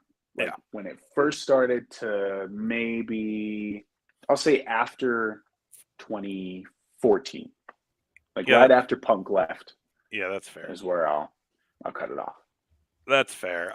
Favorite late night after a show's food. Ooh, don't get me started on this, Ace. I love probably anyone that rides with me would be able to tell you this. I'm a sucker for Raising Cane's. Oh yeah. My go-to, absolute go-to. If there's a Raising Cane's by, we are going there, and there's no other place we're going. And that's it. Raising Cane's. You disagree, Tom? Chicken sucks. Their sauce is okay. And he lives right by one, Alvin. Oh, It's probably just because I'm he smells it all the time. yeah. I should probably own stock at this point with how much I get it at the shows. I've dropped quite a bit. We all have our downfalls, Alvin. I'll take it. I'll take it on the chin. So outside of wrestling, training, and working, what do you like to do for fun? Oh, I love to. I love going for walks. This sounds very old, but I love just walking in general. We have some nice recreational areas by where I live, so being able to walk around and just be in creation is one of my favorite things to do. Obviously, be with my wife is I would be very, very dumb if I didn't say that, but be with my wife is probably number one. And just being in community. I'm a really big community-based person. Being with people, pouring into them, allowing people to pour into me, is really huge for me. That's what makes me me. That's where I get a lot of ideas from for wrestling and whatnot. But yeah. What's been your favorite venue that you've wrestled at so far? Ooh, by far Logan Square Auditorium, Chicago. Historic. I almost like legit cried when I first walked into Logan for that show I was on, because I was like, wow, I did it, you know. But yeah, Logan Square. All right, so you said you love to eat, and Thanksgiving is right around the corner. So over, under, how many plates? 3 or more or less? I'm a classic person of my eyes are bigger than my stomach. So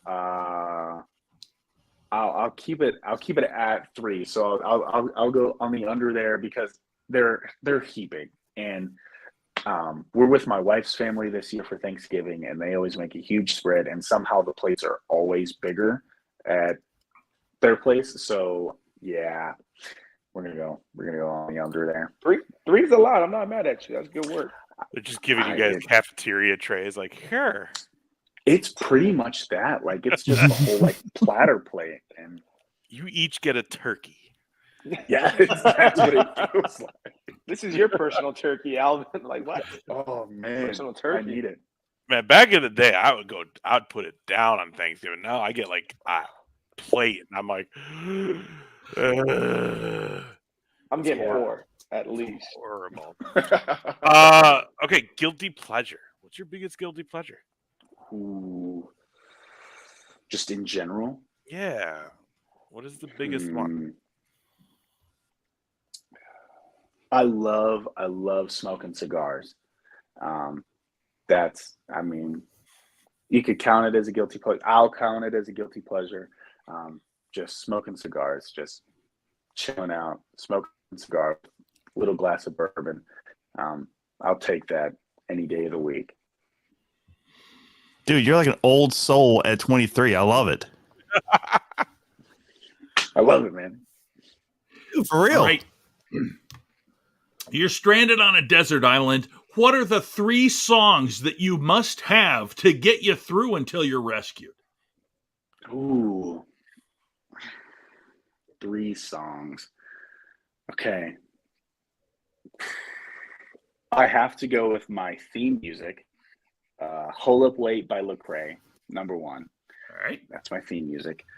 Number 2, I don't care what anybody else says. This is the greatest song on planet Earth. Everybody Wants to Rule the World by Tears for Fears. Yep.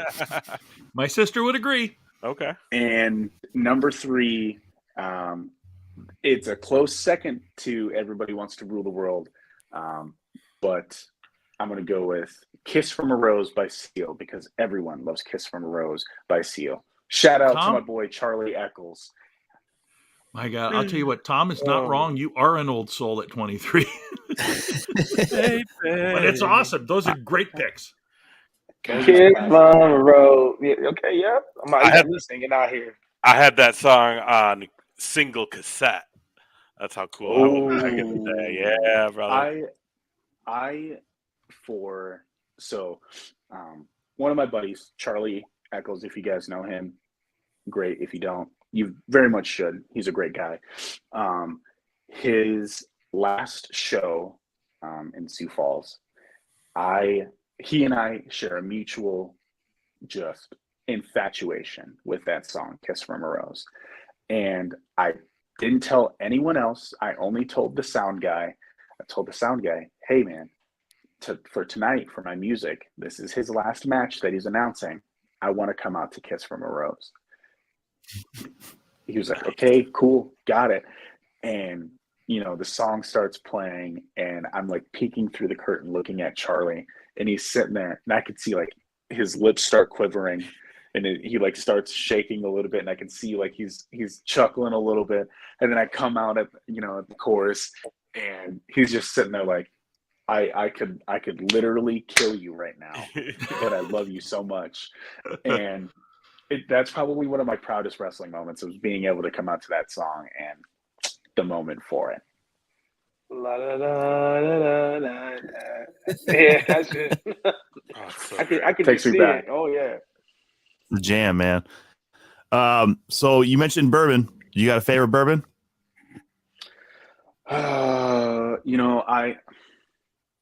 I don't, honestly. When I do drink bourbon, it's usually with one of my buddies, and he's the one that supplies it, and I wouldn't be able to tell you the name of it. If you put a glass of bourbon in front of me, I'll drink it. Nice. Oh, I'm sorry. So you, My man. so you're old school. You're an old soul, and you've mentioned Chicago a couple times. So I have to ask, Jordan or LeBron? Ooh, okay. Or Kobe, or whoever. I mean, like, I'm thinking you're going to say Jordan all day, but I heard a lot of Chicago reference. Yep, I do have to say Jordan. But I will say, if you put Michael Jordan in the year 2023 in that version of the NBA, I don't think he would last.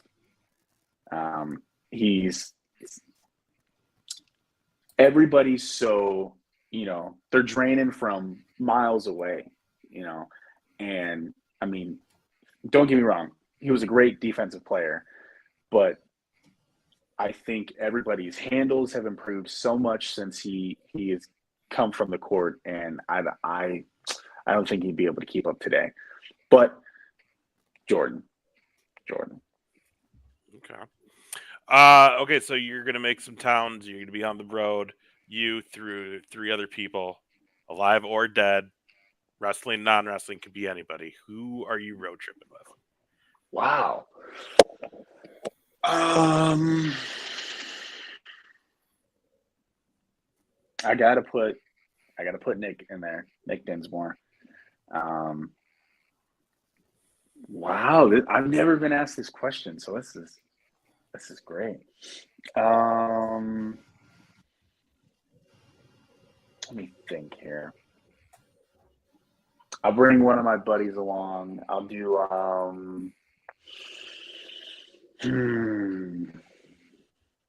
I'll bring my buddy Jackson Slater along. He's a good ride, and he stays awake. He doesn't sleep ever, so he can take over at any time. That's where Tommy comes in clutch. Oh man. Isn't this where you say your wife? Right, he's gonna come back home to her. Yeah. She's made us snacks and everything. I'll FaceTime her. He said, lastly, wow, man. I think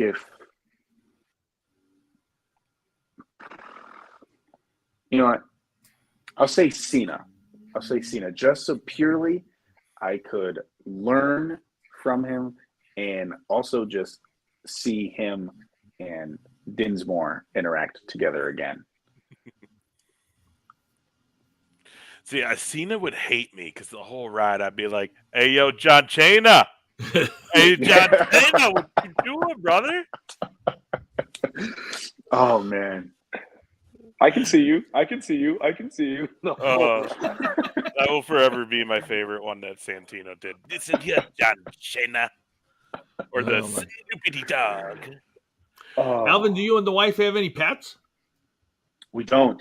We don't. We both grew up in houses with many, many felines, and we have both realized that we're probably both very allergic to them. So we'll probably hold off on any pets until probably kids come into the situation and get coerced into getting some somehow. Gotcha.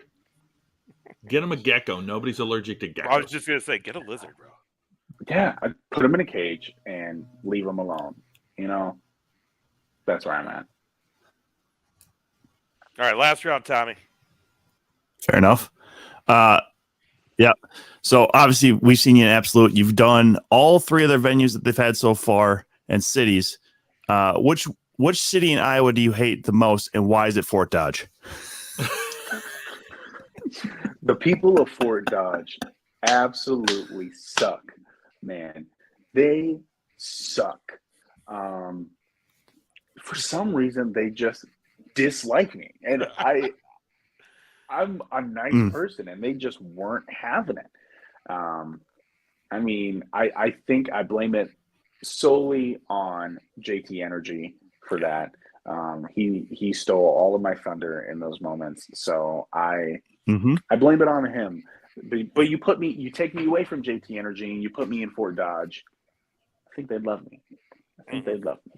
Yep, I agree. JT Energy is just bad vibes for you for some reason. That's why I had to put him down on Saturday. I had to put the feline whatever he calls himself, on his back. Yeah, you got the kitty cat chance going pretty early in that match. Yeah, I mean, Waterloo loves me, so I don't know about Fort Dodge. They just suck. There you go. We still going? Yeah. Last round right here. All right. I just no. I want to hear you sing, bro. No. You gotta pay for that. Pay for that. Gotta get that checkbook out. He said he would sing all the way down the stage, and I'm like, I gotta hear this guy sing. Maybe you come to one of these next Absolute shows, and I'll all right, serenade you. We'll get serenade Kyle me to play "A Kiss from a Rose," and we'll sing our hearts out together. All right, hey, that's the plan, boys. We're on the road. There it is. Okay, favorite all-time WrestleMania moment. Ooh.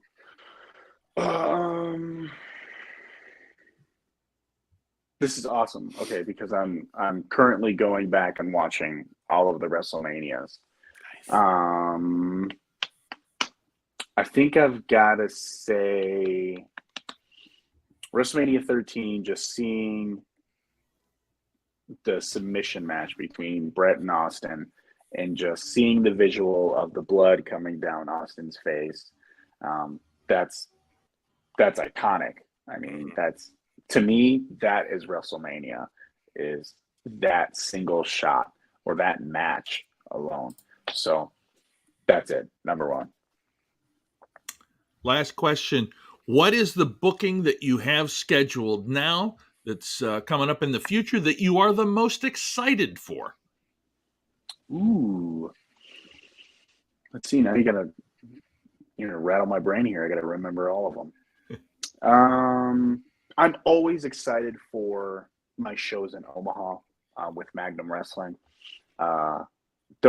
It's a great atmosphere. The fans are awesome. Omaha is truly, truly booming and becoming a wrestling town. Every show, the crowds get larger. I mean, the people there, the wrestling itself is just fantastic. I mean, you put it, I would say it's probably the best wrestling from the cities all the way to Kansas City. That's the best wrestling that is going right now.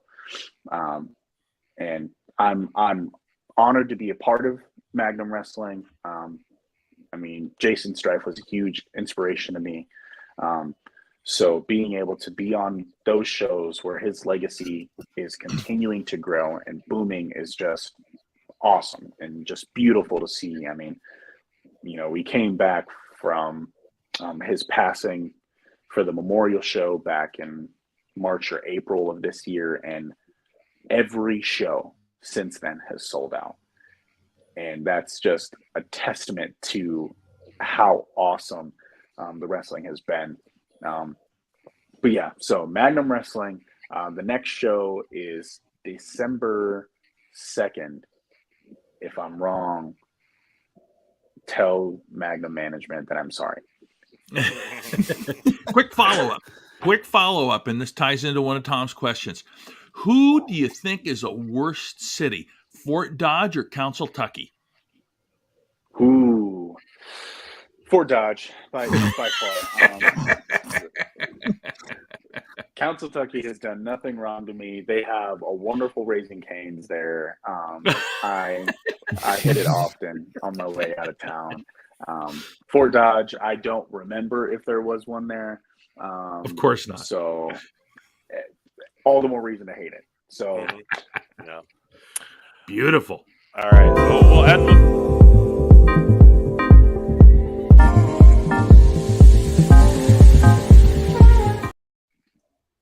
Sorry, I thought that's what Yeah, that's what we were gonna do. I assume that's what you were going to do. Go ahead, Tom. Yeah. So the Tom game, Alvin, is just like the game F, Marry, Kill. So you pick one of us to be your tag team partner, one of us to be your opponent, and one of us to be your manager. However, we got 4 people, so I'm also going to include a C on this one, and you're going to cut one of us from the roster. No, that or we could just, whoever the opponent is, they get the leftover guy. Shut your mouth. I like what Ace It's said. a cut, man. It's a cut. We'll Tom C. Get it? We'll do a handicap match. Me versus 2 people. Okay. Ooh. Okay. All right. We can do it that way. It wouldn't be a handicap match because it's a tag. Yeah, it'd be tag. Anyway. Okay. I'm gonna have Tim as my tag partner. That makes sense. Most athletic one out of the 4 of us. That makes sense. Yeah, the other wrestler on the program. What the hell? 2 of us can get our ass kicks. That's what's.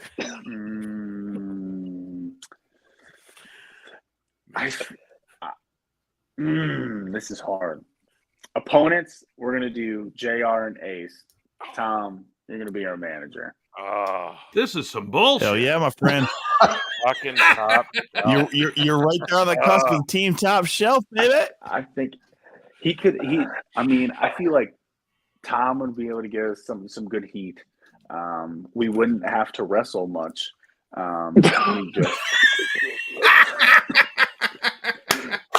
just be able to mess around, you know. That's good thinking right there. True. I want to get in the ring. I just saved all of us with just how I booked all of that. Saved us all a bunch of embarrassment. All right, Alvin, what do you got coming up, and where can people find you online? Yeah, my most recent booking, closest booking now is I'll be up at AWF this weekend in LeSueur, Minnesota, I believe. Yep. Apparently it's something with the Jolly Green Giant. That's because it's on the poster. It's the only reason why I know that. So yeah, I'll be up there this weekend. That is this Saturday, which is the 18th. Looking forward to that. I'm going to come in hot after losing my belt. Somebody's going to pay. So I'm kind of ticked off about that. Kind of got a little bit of a lull for the rest of November, just because of Thanksgiving and such.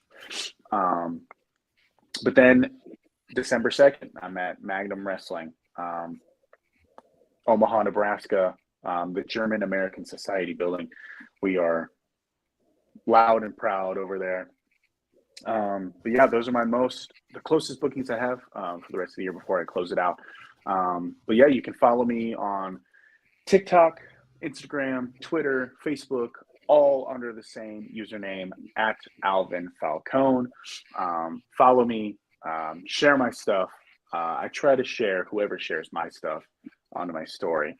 I love being supported, and I love letting people know that I love being supported. So I don't forget the people that support me. So yeah, at Alvin Falcone on pretty much any social media platform.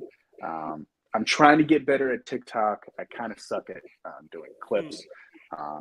But yeah, I think TikTok is kind of going to be my main medium going forward, because I want to start doing like day in the lives of a pro wrestler, just documenting my day of going to a show, or getting ready for a show or whatever. But yeah, that I want to start implementing that, because TikTok's booming. So, but yeah, and YouTube, obviously, some of my matches are on there. But yeah, every social media platform at Alvin Falcone, that is where you can find me. Hell yeah, brother. Well, we've enjoyed working with you. We're looking forward to seeing you more next year when the wrestling season around the Midwest picks back up after the holidays. You can see you on the road. Tim, pleasure always. Another just part of the 2 Count now. So we're always glad to have you on. We're glad that you were able to come on also and talk about this weekend and everything you went through that day, and hearing your perspective on it. Guys, do you have anything to promote, JR, Top Shelf, anything? I've got something in Princeton, Minnesota on Thursday, November 30th. It's at Bailey's Roadhouse or something. I have to look it up, but it'll be Mark Poulos, me, and Randy and Carlo again up there doing a show. So if you're in the Princeton area, we'd love to see you. Tommy? Nope, got nothing. I'm literally working the door at Dusty's on Saturday, so come say hi if you're in the Twin Cities area. They got the Bill Patton Trio playing Tim, the room, so. You got anything to promote coming up? Dude, this is gonna be the first time I'm saying this. I'm in chill mode right now. Wow. Yeah, that hasn't happened. Yeah. Next week. Oh, sorry, JR. Play your fancy graphic. Oh, yes. Coming soon to the 2 Count. You know how much that cost? Seriously? How much? $75. That's big money for you. I mean, I just want our show to look professional. That's all. I like it. Coming up. Oh, sorry. Go ahead. Coming up next week, we're going to do a Survivor Series preview as we come into Survivor Series week. Good friend Whitney McAllister will be joining us to preview that show. And of course, we like to always do a post show to kind of talk about what we thought of those premium live events.